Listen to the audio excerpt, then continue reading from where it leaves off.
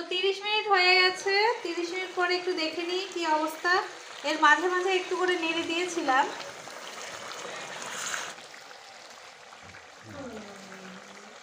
এভাবে আরো আধা ঘন্টা। বন্ধুরা, ঝুম্পা কিচেনে আবারও আপনাদের সবাইকে স্বাগত।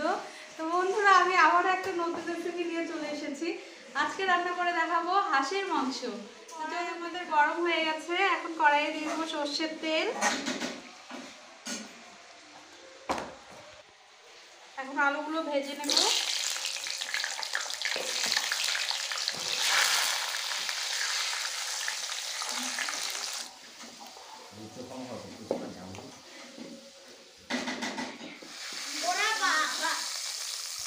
এই যে এটা আমার বান্ধবী হচ্ছে মাংসে ফোড়ন দিয়ে দিল সব।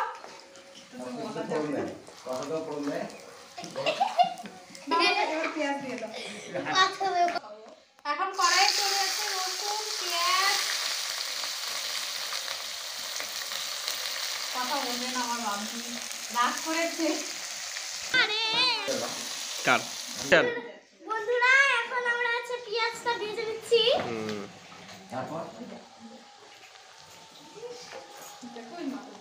তো আমাদের পেঁয়াজ ভাজা হয়ে গেছে। এখন আগে থেকে এখানে আদা, রসুন, কয়েকটা কোয়া, শুকনো লঙ্কা, জিরে বেটে রেখেছি, দিয়ে দেব। নাও। এখন মশলা দিয়ে আবারও একটু কষিয়ে নেব। এখন দিয়ে দেবো স্বাদ মতো লবণ, দিয়ে দেবো হলুদ গুঁড়ো, দিয়ে ভালো করে মশলাটাকে কষিয়ে নেব।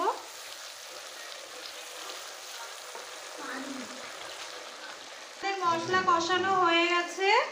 এখন আগে থেকে ফ্রেশ করে কেটে ধুয়ে রাখা হাঁসের মাংসগুলো দিয়ে দিচ্ছি।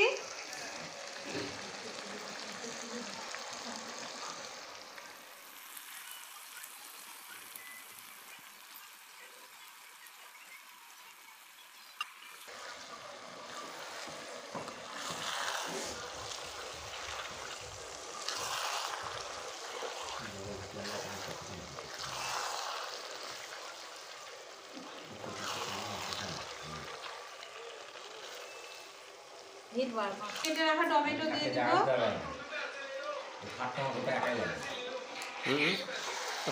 দিয়ে এখন ভালো করে কষিয়ে নেব।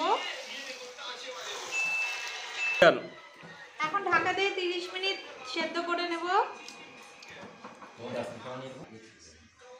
তো 30 মিনিট হয়ে গেছে। 30 মিনিট পরে একটু দেখে নিই কি অবস্থা।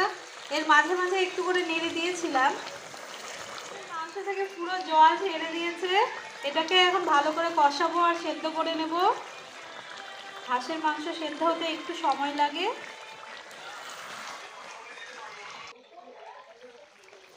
তো দেখুন হাঁসের কেমন কালার এসেছে, ফ্লেভারটাও খুব সুন্দর বেরিয়েছে।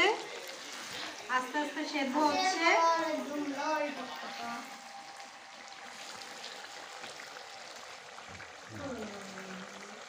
এভাবে আরো আধা ঘন্টা করে নেব। তো আমাদের কষানো হয়ে গেছে, আগে থেকে গরম জল করে রেখেছি, এখন দিয়ে দেব।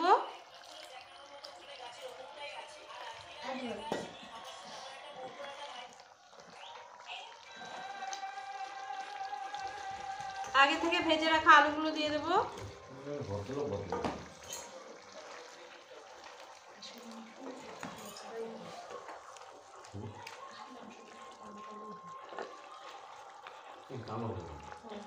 দিয়ে আর 20 মিনিট এইভাবে করে নেব।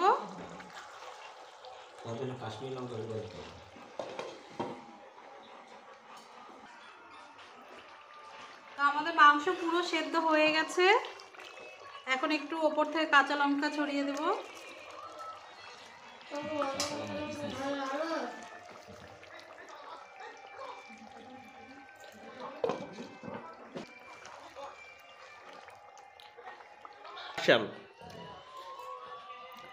তো আমাদের রান্না পুরো কমপ্লিট। এখন কাঁচা গরম মশলা বেটে রেখেছি, দিয়ে নামিয়ে নেব।